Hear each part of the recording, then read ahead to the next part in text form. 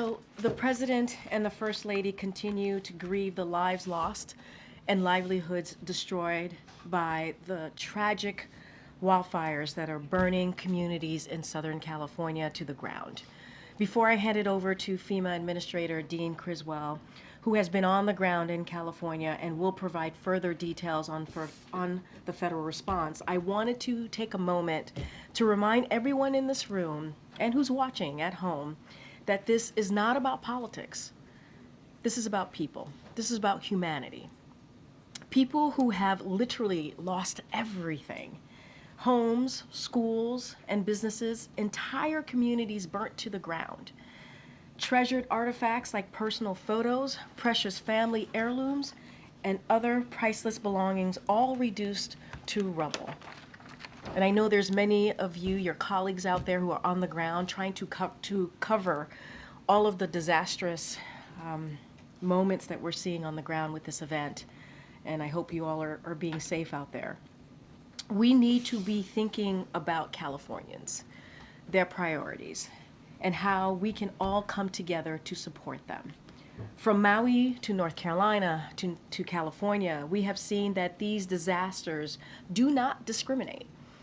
So it is on all of us to show these people, to show folks in California, some compassion as they are reckoning with an unimaginable disaster. While nothing can bring back what many have lost, the president and his administration are continuing to use every tool at our disposal to help fight these fires and ensure that the communities impacted are able to recover. The president has received regular briefings on the fires, and at his direction, his team has been in constant contact with their state and local counterparts from the day the fire started. Just last night, he spoke separately with Governor Newsom, Senator Schiff, Congressman Sherman and Lieu, Mayor Bass, and LA County Supervisors Solis and Barger to discuss the latest updates on the wildfires across Los Angeles. And earlier this week, the president was in California, where he received briefings from personnel on the ground and met with firefighters who are on the front lines of this response to ensure they have the resources they need. As soon as the fires broke out, FEMA approved fire management assistance grants to reimburse California for firefighting costs, and the president immediately approved the state's request for a major disaster declaration for California, allowing impacted communities and survivors to immediately access funds and resources to jumpstart their recovery. As you just heard from the president moments ago, we have made some progress over the last 24 hours. Overnight, local, state, and federal firefighters partially contained some of the largest wildfires. There is still a long way to go, but we will continue to be with the people of California every step of the way. Other actions the Biden-Harris administration has taken is to support local firefighting efforts include 5 U.S. Forest Service large air tankers operating in Southern California with an additional tanker en route, over 20 federal firefighting helicopters performing operations in the area in support of state and local firefighters. Additionally, 2 air firefighting system units are being deployed from each of the California and Nevada National Guards, and 10 Navy helicopters with water buckets are en route from San Diego. And Colorado is providing assistance from the mobilization of aviation assets as well as fielding of 50 engine companies to assist with firefighting on the ground. As always, we stand ready to provide further support as needed, and we urge residents in the affected areas to remain vigilant and heed the warnings of local officials, especially if you have been ordered to evacuate. And to everyone impacted by this tragedy, please remember that we see you, we are with you, and we will do everything within our power to get you the help that you need. With that, I will turn it over to the FEMA Administrator, Criswell. The floor is yours. Thank you, Corrine. Good afternoon, everybody.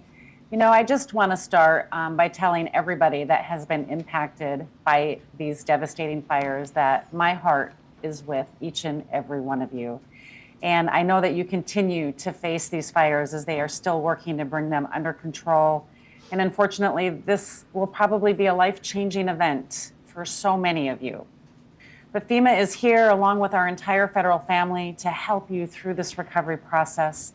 We are going to continue to support the state and the local jurisdictions, the local first responders, as they continue to try to contain this fire and eventually extinguish this fire.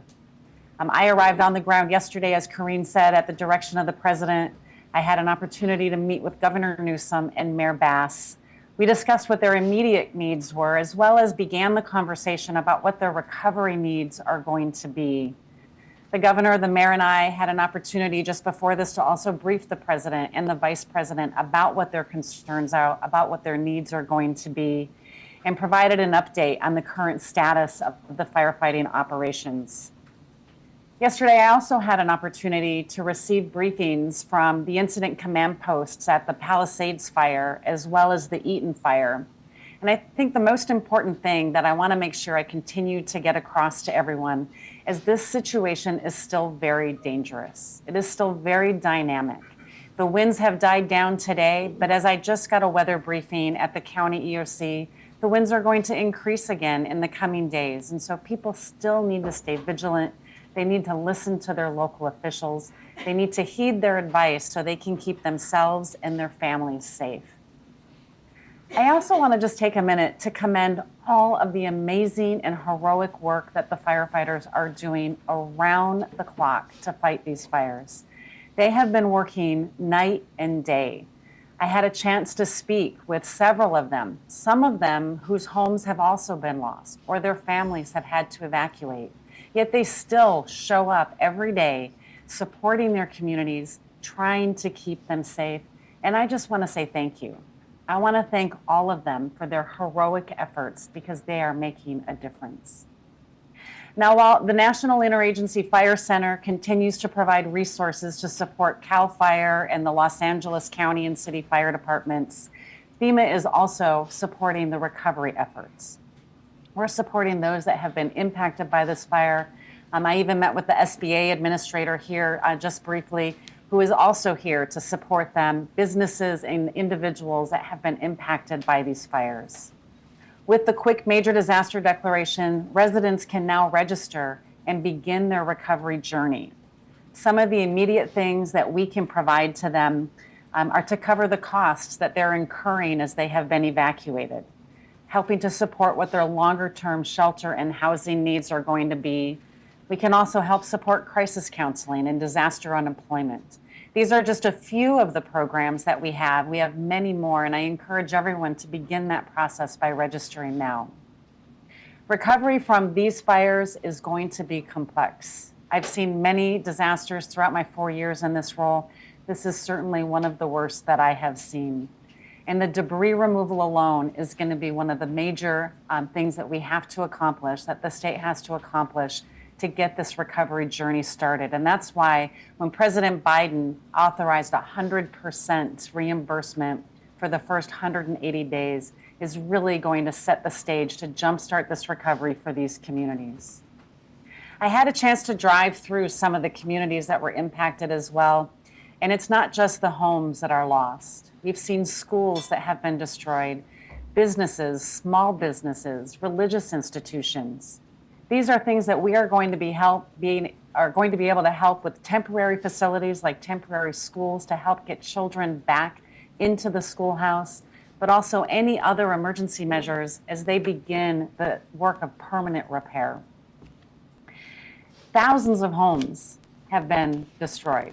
And we continue to hear the numbers change, but know that this is going to be a long-term recovery for all of these individuals that have been impacted.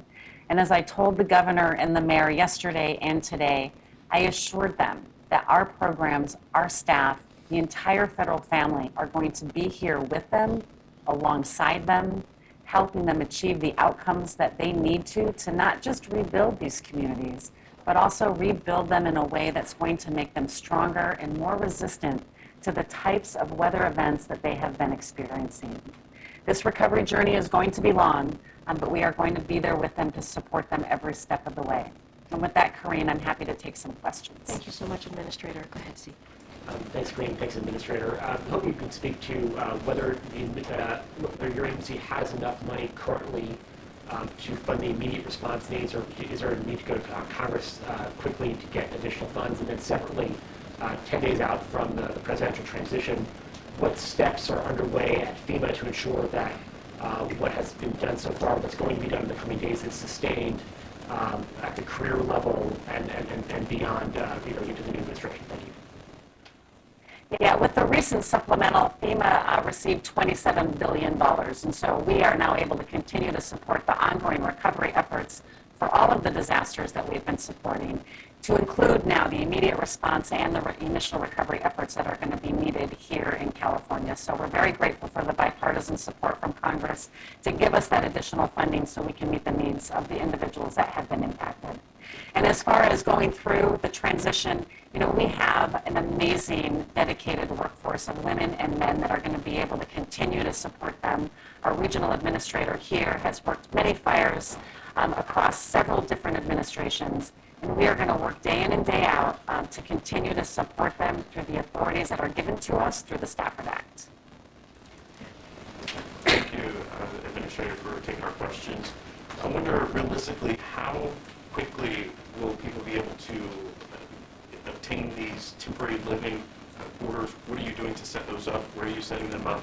And how are you making sure to get in contact with people that may need those temporary shelters? Yeah, so the first step that everybody needs to do, there's two things. They need to register for assistance with FEMA so they get in our system and we can continue to work with them on a case-by-case basis, because we know that everybody is going to have an individual and unique need, and they need to contact their insurance company, because their insurance company may also provide alternate living expenses.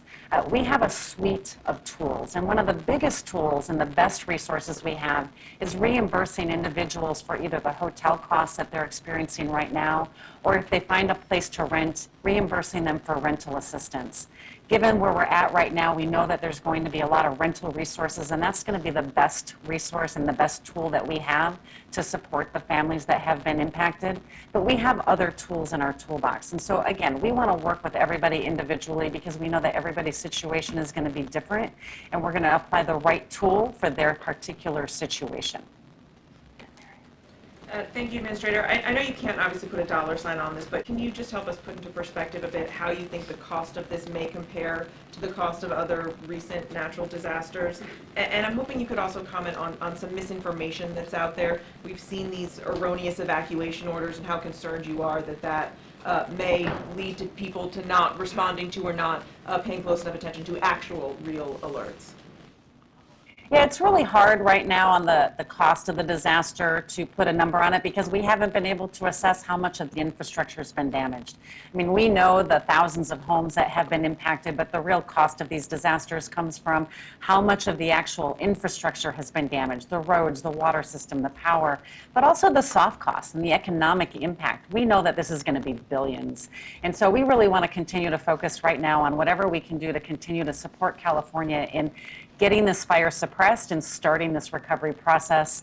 And again, thanks to the bipartisan support of Congress, we have enough funding to support those recovery efforts and these response efforts. And as far as the misinformation and the alert that went out, I mean, we want to make sure people are getting timely and accurate information.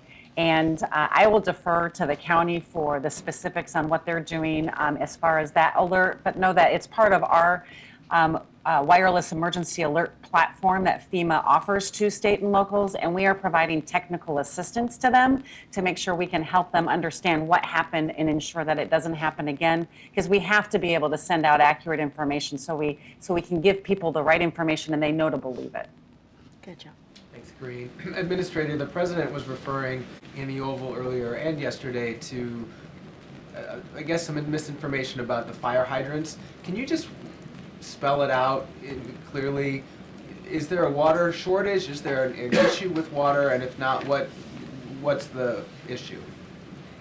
Yeah, I mean, I would really defer to the city and the county for the specifics, but what I have been briefed is that it was an overload of the system, right? There were so many simultaneous fires that happened at once. There was multiple firefighting resources that were utilizing and using the water system to put out these fires, and it put a strain on the system. And it takes time for that system to then regenerate. But the specifics on it, I really just want to make sure that you talk with them. As we heard from, the Los Angeles City Fire Chief yesterday, they plan for this. They have other resources available with water tenders, and now we have the ability to fly the aircraft into these communities to help put that fire out. And so it really, you talk about the multiple simultaneous fires that started, and it just put a strain on the system from my understanding. Just one follow-up on the coordination with the incoming administration. Are you speaking to anyone yourself on the transition, and has the misinformation aspect come up in those discussions? So we have a whole team dedicated to be working with the transition team, and they're providing regular briefings to them on a daily basis. And so we're providing whatever information that they ask for. President Biden committed to 180 days of 100% match on recovery funds. Just technically, how is he able to commit to 6 months when he's only going to be in office for 10 more days? Is that locked in, or could that change if the next administration has a different idea? This is a practice that many administrations have utilized to help support the immediate needs in the response to one of these major catastrophic disasters. And what we want to be able to do is recognize the catastrophic impact of that. And the president has the authority through the statute, through law, to be able to commit this amount of funding to support the recovery efforts. I would hope that we look at this, as I think Corinne said earlier, that these are communities that have had a catastrophic impact, and that we want to make sure that we are doing everything we can as a federal family to support them on this recovery journey. The statute, the law, allows us to do exactly what we did and allows the president to make that determination, and this is what they need. They need this support in order to facilitate the recovery that's going to have to happen. And just a quick follow, does that mean that it can't be rolled back? I mean, I'm certain that, anybody can make a determination on if they want to do something or not, but this was done according to the statute, and I would think that the statute would say that this is the direction that needs to happen and that it shouldn't be rolled back. This is Arlette Sines with CNN. In your conversations with any of the local officials, have any of them expressed concerns about the possibility that that funding could be rolled back? Well, I think I've gotten the question from several people about what's going to happen over the transition. And the same thing that I've said to you is that we have dedicated career women and men that have been supporting disaster response for everywhere around the country, not just this administration, but the previous administration and every administration before that. And the actions that we have taken in this administration are no different than the types of declarations that have happened before. And I want to assure them that the law, the Stafford Act, that gives us the authority to provide these declarations is one that has withstood since 1979, and we will continue to implement it as directed by the law. Kelly. Administrator Kelly O'Donnell from NBC.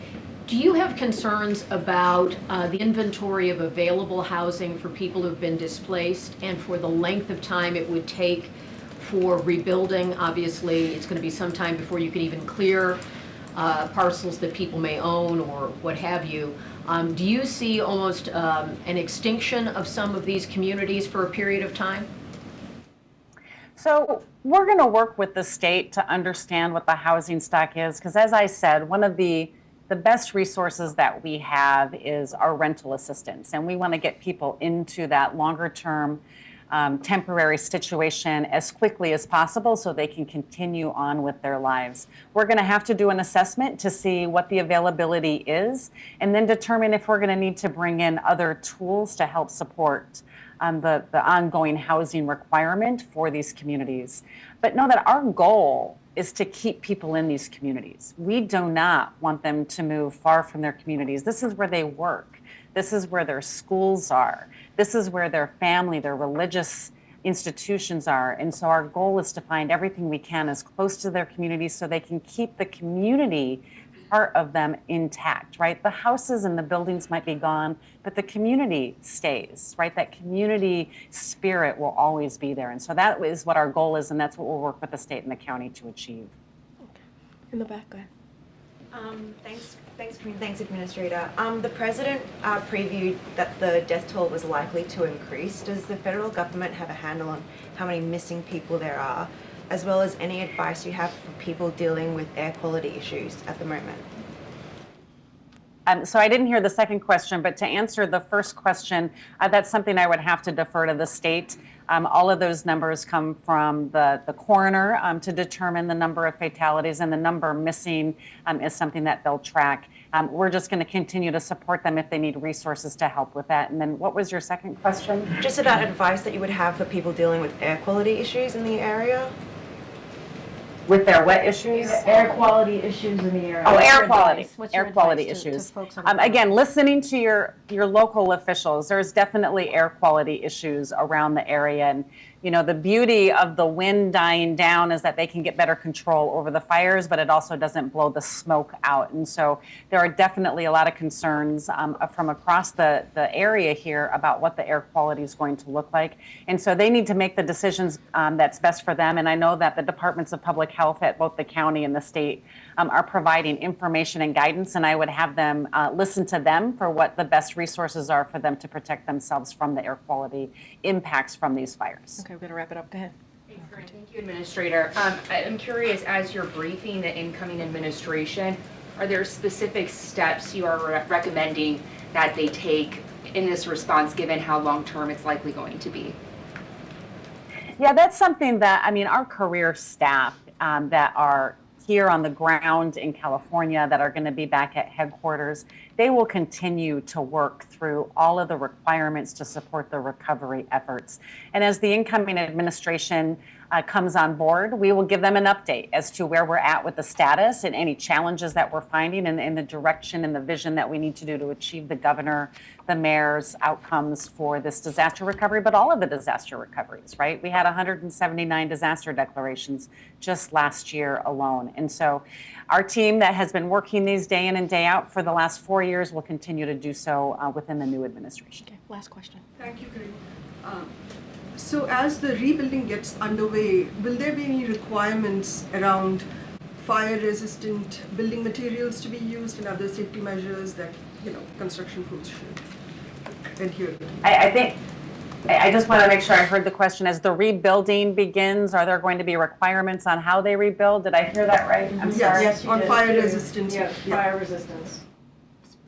Yeah, so one of the things that we can do to help support these communities is we do have mechanisms through our mitigation programs, whether that's in the public infrastructure that's getting rebuilt or through our hazard mitigation grants that the state can offer. As they rebuild, we want them to rebuild in a way that helps make them more fire resistant. And so we encourage the use of that flexibility within our authorities to make sure that these communities are stronger to face any future events that they might see like this. Okay. All right, Administrator, since we have 10 days left, I wanted to be sure to say thank you so much for your service. It's been an honor to work with you. Please stay safe in California. And again, thank you so much. Thanks, Corinne. Thanks, everybody. Oh, I have actually two more things, and then I'll get to questions. So I'll quickly turn to Venezuela, where Maduro once again demonstrated his complete disregard for democratic norms and proceeded with his illegitimate inauguration. As President Biden emphasized during his meeting with President-elect Edmundo Gonzalez Urrutia on Monday, January 6, we believe that it is essential that the will of the Venezuelan people is respected. In coordination with our partners, we've given Maduro and his representatives every opportunity to restore democracy, but they haven't. So today we are building on all of our previous actions and taking further major actions. We announced new sanctions on key Maduro-aligned officials as a part of our efforts to hold them accountable, and we imposed more visa restrictions totaling nearly 2,000 individuals. We also increased the reward amount to $25 million for Nicolas Maduro and his so-called Minister of Interior as part of the Department of State's Narcotics Rewards program, only the second and third to have the largest amount allowed. It is important to note that we are taking these actions alongside similar actions taken by Canada, the European Union, the United Kingdom, to demonstrate a message of solidarity with the Venezuelan people. and further elevate international efforts to maintain pressure on Maduro and his representatives. Today, Maduro finds himself more alone than ever, with few friends in the region and in the world and around the world. And before I get to your question, just one more thing. I did want to highlight some good news we received this morning. The final jobs report for the Biden-Harris administration was released today, and a remarkable 250,000 jobs were created last month, defying expectations. Additionally, the unemployment rate ticked down to a low of 4.1%. This is the only administration to gain jobs every month. We had 0 months with job losses. This was no accident. President Biden's administration has delivered the strongest recovery in the world and laid a strong foundation for years to come by investing in America, empowering workers and unions, lowering costs, and supporting small businesses. Over 16.6 million jobs created, the lowest average unemployment rate of any administration in 50 years. Record high employment rates for working age women, and lowest black-white unemployment gap on record. Inflation down faster than almost any other advanced economy, and incomes up almost $4,000. And again, this was no accident. This is because of the president's leadership. And as the president said, our nation faces an inflection point. Do we continue to grow the economy from the middle out and bottom up, or do we backslide to trickle down economics? And that is a question that we have to ask. In the meantime, we'll continue with this briefing. Go ahead. Thanks, Karine. First off, yesterday the Senate advanced the Lincoln-Riley Act, which passed the House. If it's presented to him before he leaves office on the 20th, would the president sign that bill or veto it? So I'm not going to get ahead of what's happening. I know there was a procedural vote that happened in the Senate. I'm going to let the process play out. Let the senators do their work on that. I don't want to get ahead of that. So we're going to let it play out. I'm not going to get into a hypothetical on this right now. The administration also often puts out statements of administration policy where it stands that you're not putting one out here. Well, the process is still playing out, and so we're going to certainly follow all of the latest developments on this, and so we want to evaluate the bill. We haven't done that yet. We want to evaluate the bill certainly at the end of that process, and then we will have more to say. I just don't want to get ahead of it right now. And the president of the Oval said he'd be speaking to us later today about Russia and some other issues. Is that going to happen? So we'll have more to share with all of you on what the president's going to be speaking on. Certainly, we'll share that shortly. He'll be speaking today. That's what the president said, and that's what we're working out. And then lastly, it's customary for presidents often to leave office with a final press conference. Does the president, does he plan to schedule one for his final week in office? So I don't have anything to preview right now at this moment. As you know, as you just mentioned, the president took questions today. He took questions yesterday. He's going to certainly continue to engage with all of you by taking your questions, as he's done multiple times recently. I don't have anything to preview about a press conference. Go ahead, Mary.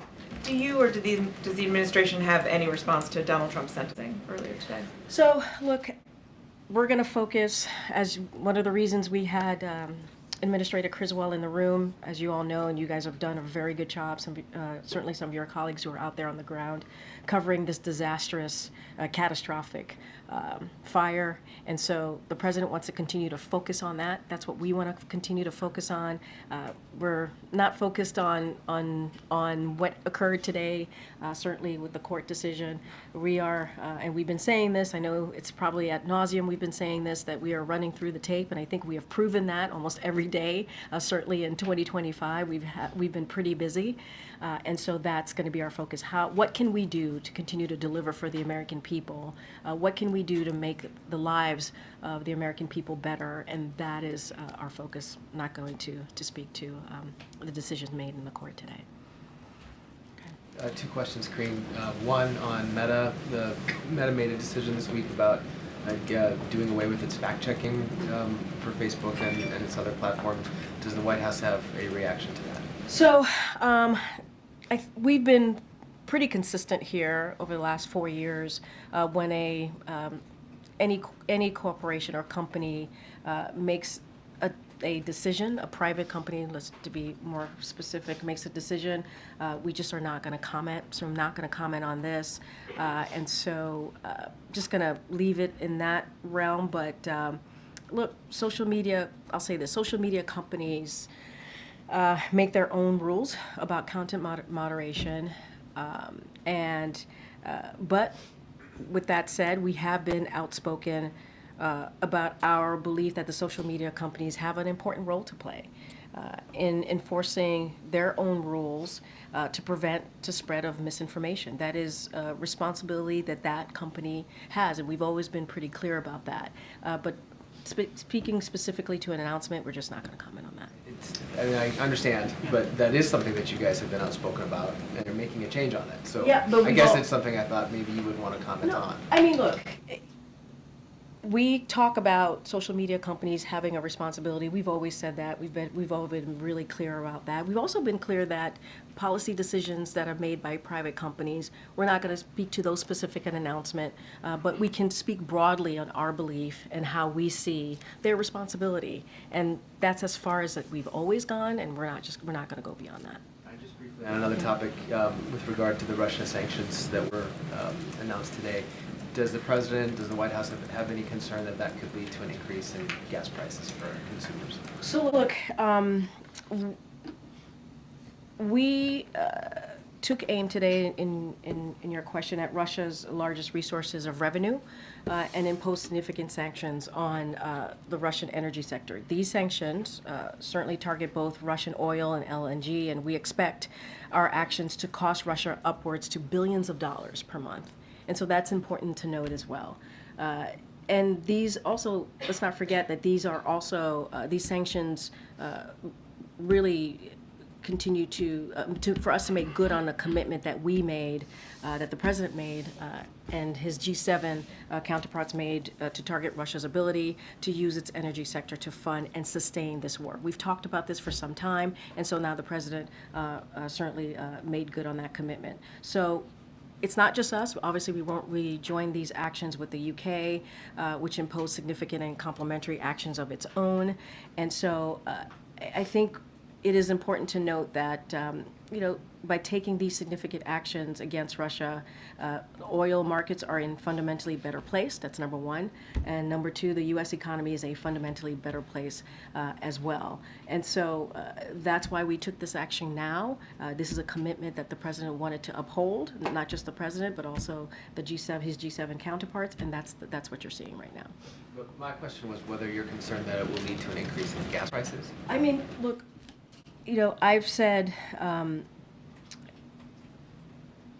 look, one of the things that we expect and we believe is that the supply of energy is going to exceed global demand through this year with ample capacity within the outside of OPEC Plus to increase production if necessary. So since the start of Russia's war, benchmark oil prices have fallen almost $35 per barrel, and average U.S. gasoline prices have dropped from roughly $4 to just $3 per gallon. That's because of the actions that this President has taken. And so that is what we want to continue to see, and so that's what we also think will continue to be. Like the gas prices, we believe the gas prices will continue to be where it is and continue to go down because of the actions that the President's taken. President Biden was expected to meet with Ukrainian President Zelensky when he was in Rome today. Is he planning to speak with him? So the President did speak to President Zelensky moments ago. We will have a readout for all of you. Obviously, the President wanted to reach out to President Zelensky because, as you just stated, they were supposed to meet in Rome. It did not happen because the President decided to stay and be back here because of the catastrophic fires, obviously, that we're seeing in Southern California. So the President decided to stay back, but they did have a conversation. They spoke moments ago, and so I know the team, before I came out here, was going to work on a readout, and so we'll have that out to all of you soon. In his interview with the USA Today earlier this week, the President talked a bit about preemptive pardons, saying that they are still potentially on the table. Can you speak a little bit about the scope that he is considering when it comes to that? and if he's any closer to it. So we have been saying that the president will have more to say, more to announce on pardons and commutations. So that is, we have 10 days to go. So certainly that will be very soon that we'll make those announcements. I'm not going to get into the scope. I'm not going to get ahead of the president, but we will be making some more additional announcements on pardons and commutations before the end of his term. Okay. You mentioned the president spoke with Zelensky, but is he also going to have a conversation with the Pope? I know he was also supposed to meet with him. Yeah. Or is there any thought that the Rome trip could sort of reemerge in the final 10 days? I don't have anything to say, to add or to announce about a change in schedule. What I can say is, I just mentioned that he spoke to President Zelensky. He wanted to share with the president our continued support for Ukraine, which you've seen over the past 3 years. And so that was a part of their conversation. As it relates to the Pope, I don't have anything to announce about a conversation with the Pope. And so if we have anything to share, we certainly will share with that with all of you. Okay, Kelly. Has the president received any updated information about the status of his son's home in California? Also, his granddaughter lives there now. He did make some reference to seeing some pictures. I wasn't quite certain I heard it correctly, related to Secret Service being burned out. Can you give us an update on anything that relates to the family? So what I can say, Secret Service, you would have to reach out to the Secret Service for them to speak to any developments and what has occurred with them. As it relates to the president and his son, I don't have anything else to add beyond what the president shared. Just don't have anything at this time. Is he inquiring and getting any on-the-ground information related to I that? don't have anything to share. What I can say is that when it relates to Secret Service, certainly you have to reach out to the Secret Service, but obviously he's in close touch with his son and his family. Because he referenced that, and they would only be present if protectees were at issue, and they would be connected to the president. So that's why I'm asking if he's getting any update on anything related to that. Well, again, I don't have anything else to add to what the president shared. As it relates to Secret Service and protectees and what they're doing specifically, you would have to reach out to the Secret Service, and we've been pretty consistent on that. And did he have any opportunity at all to speak to the president-elect about the fires? And they were obviously briefly in the same place yesterday with the Carter funeral and so forth. Does he see a need to, I know there's a full transition I was going to say, there's a full transition operation. Fully You aware of heard that, you but, heard the administrator talk about their kind of process on that side as it relates to FEMA. Don't have a conversation to read out that the president had with the president-elect. But as you said, there's a transition happening. We want it to be effective. We want to make sure that they have what they need. And so that continues. And one last one. Yeah. As a part of transition, is an office of the former president also being stood up, and would that be in Delaware presumably? Yeah, I don't have anything to say about location, but the protocols that normally occur when a president leaves his post, it's going to continue. I don't have a location for you. Okay. And just briefly, we talked about the president's family being affected by this. The vice president's home was also under an evacuation order. Any update there on her home? in Yeah, Los I mean, Angeles area? it's devastating. This is her city, her neighborhood, and her state. I would have to refer you to the vice president's office on any updates that they might share with you. I don't have anything for you at this time, but certainly it's devastating. So many people are affected by this, and it's heartbreaking. Just a quick follow-up. Will she travel to the Los Angeles area this weekend? Is there any travel plan for her? I would refer you to the vice president's office on any travel or her schedule. One more. Yeah, One sure. quick one, I promise.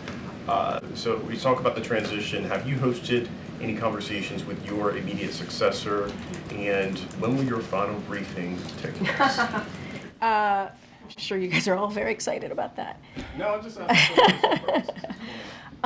So I have not had a discussion with my successor. I'm letting the transition team kind of manage that process and just doing my job, focusing on my job on behalf of the president.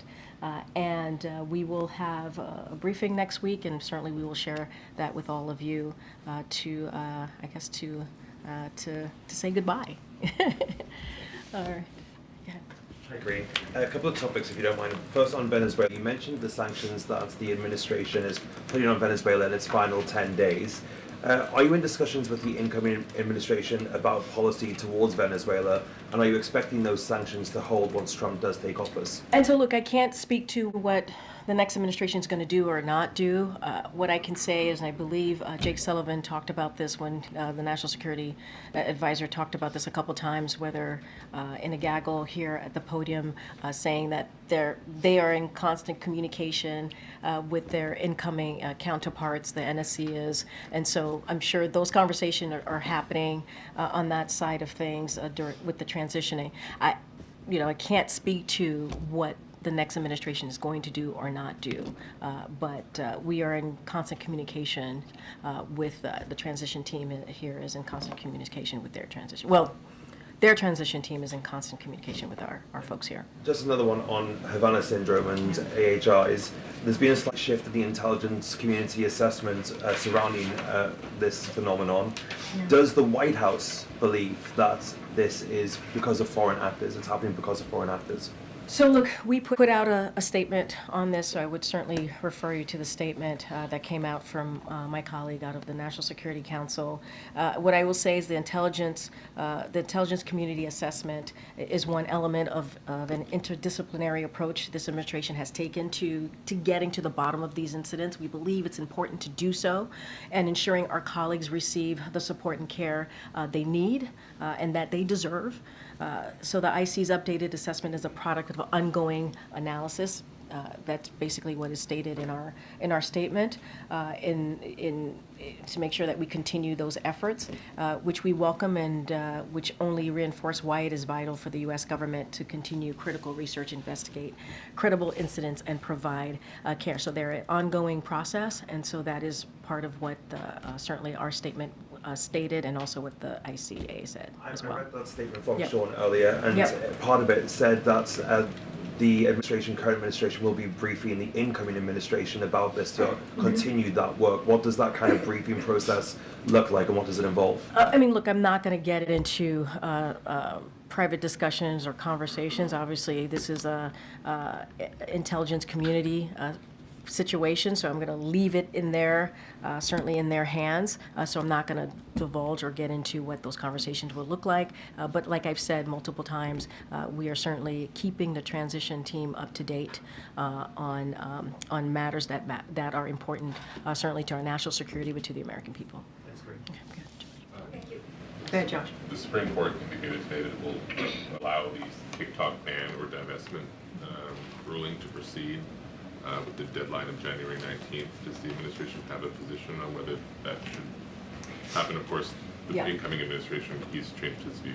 So, look, we've been very clear about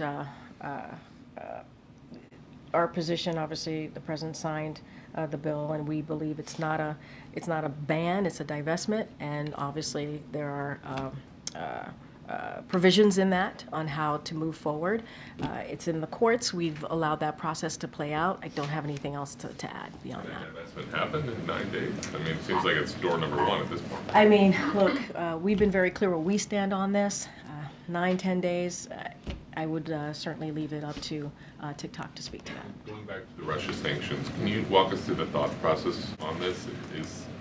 Is this, the President-elect has obviously made clear his desire for some sort of deal to end the fighting.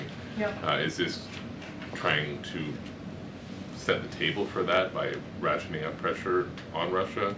Another way of asking that is, why not do this earlier than now? I mean, look, this is, as I stated, this is a commitment that was made by the president and the G7 counterparts, his G7 counterparts, and we've always said that we were going to find ways to put pressure on Russia.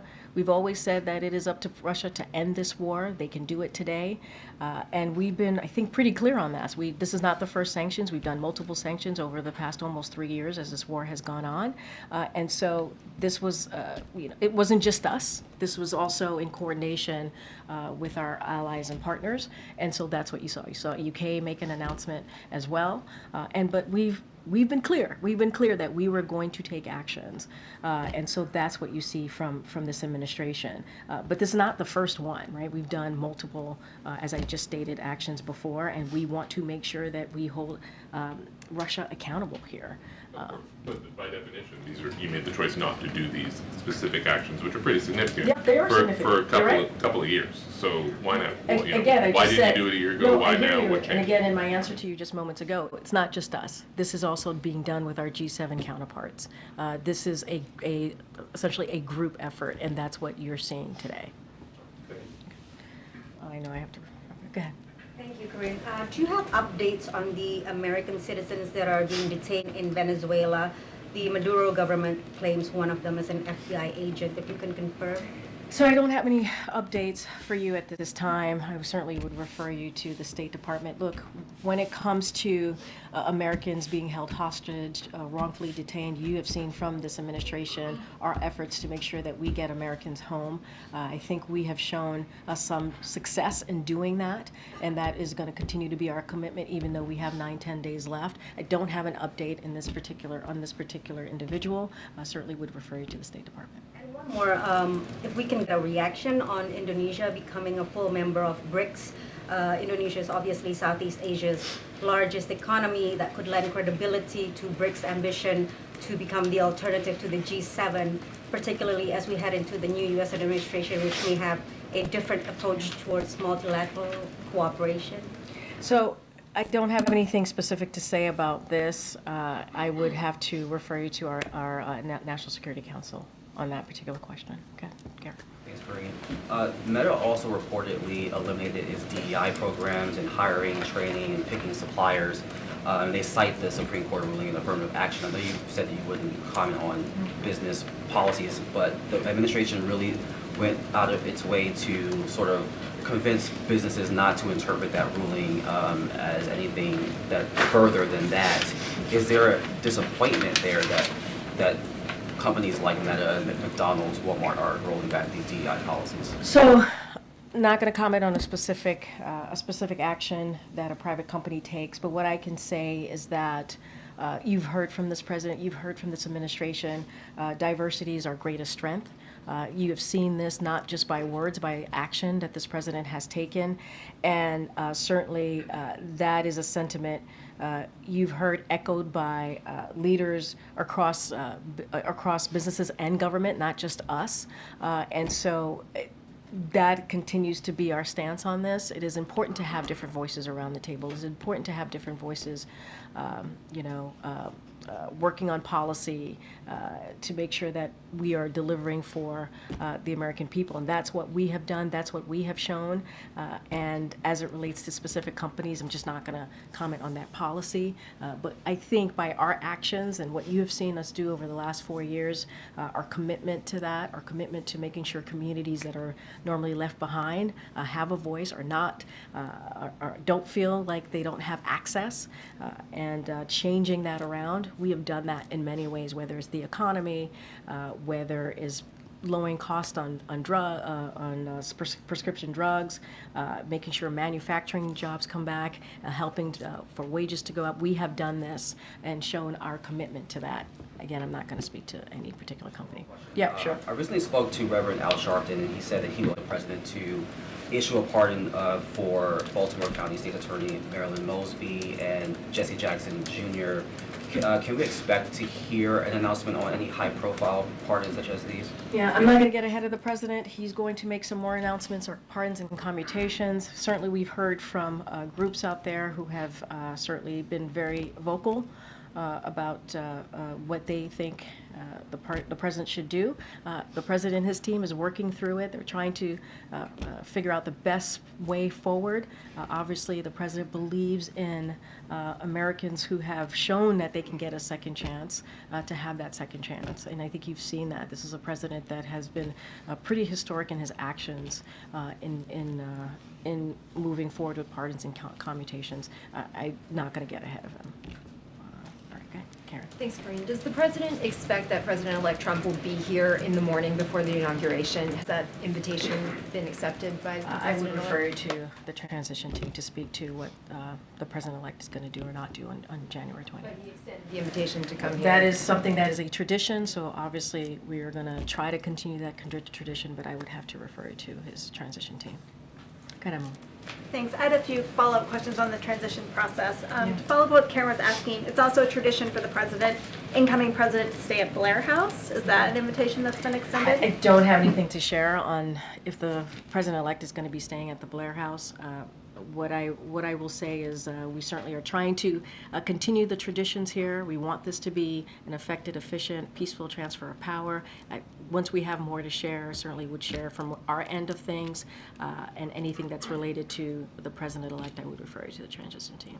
We've seen some moving trucks out here today. Can you talk about where you guys are physically in the process, and have there been any directives? Because I know in the past with the other administration there's been issues with classified documents and mix-ups, and I know you guys have said you want to be careful and follow the rules. So we are going to do our best, certainly to be careful, to follow the rules, to do this the right way, to follow traditions, obviously, as the president truly wants to do, as he showed right after the election, having the president-elect in the Oval Office, and putting everything aside and making sure that we were putting the American people first and what they wanted, respecting the results of the election. That's what you've seen from this administration.